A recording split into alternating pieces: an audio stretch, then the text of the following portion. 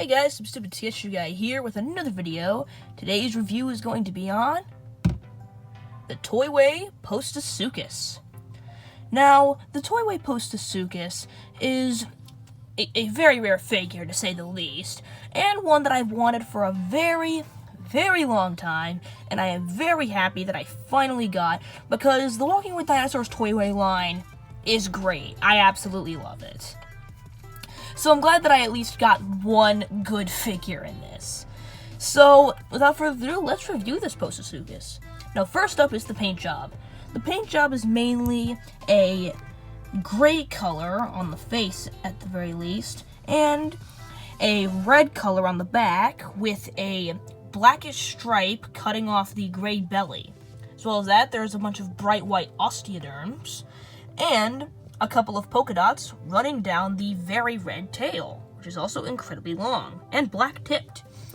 I'd say that for the paint job is one of the strongest features of this particular figure, as it is very bright red compared to the actual Walking with Dinosaurs model, which, while still red, it was more subtle, and when I was a kid, I thought it was more of a brown color.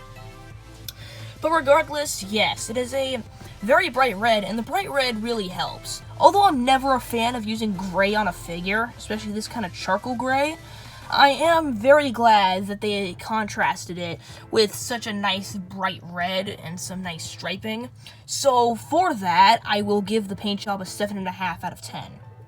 Next, we have the pose. Now, the pose is an iffy thing on this figure, as it bleeds over into scientific accuracy. When it comes to the pose, it's a quadruped, a very controversial idea, but you can kinda lift it up a bit to have its legs not touch the ground, but even then, it's not a pose that you can retain. On its own, the pose isn't that particularly bad, and most of the problems with it I will talk about in the scientific accuracy section. So for now, it's a decent pose that is, there's nothing wrong with it in particular, unless you count in scientific accuracy. So for now, it gets a 6.5 out of 10. Now on to scientific accuracy.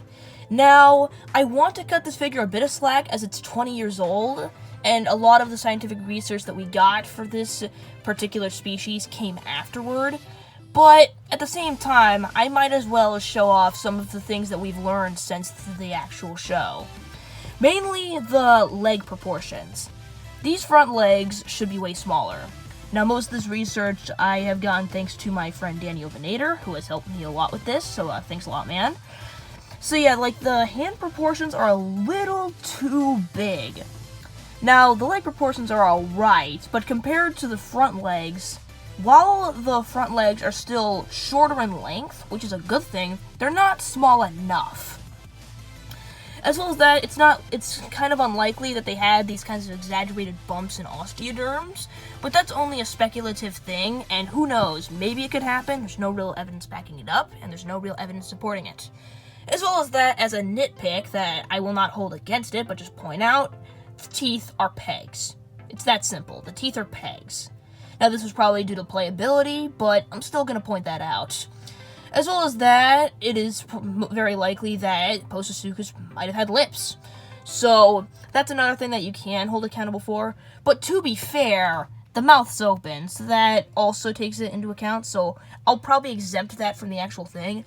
But I'd say that the biggest scientific problem is the front legs being way too big. But besides that, most of the other problems I have with it technically haven't been proven to be true or false. So, I'd say for now, to play it safe, I will give the scientific accuracy of this figure a 5 out of 10. And then lastly, detail. Time to get right in there.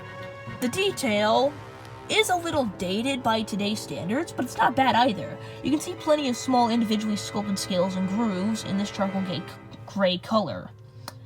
And as well as that, there's just nice little small details. Although, unsurprisingly, the mouth sculpt is not particularly strong, especially with the teeth sculpt, as I have mentioned before. As we move back, you get to see some more interesting parts of it.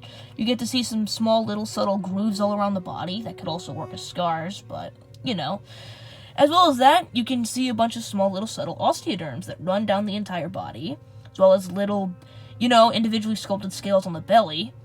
Unsurprisingly, it's not covered 100% in scales like the Postosuchus, but this figure came out 20 years ago, so I can hold it back a little bit, but I'm still going to hold it to critique. As well as that, the tail is honestly done pretty well. I do like the scoots and little grooves in between each little osteoderm, giving it the tail a ribbed feel.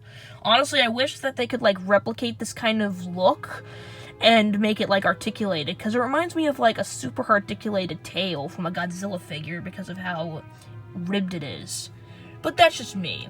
Overall, the detail is far from up to date with today's standards, but it's not bad. It has some nice, cool, good details to it, even if it is 20 years old.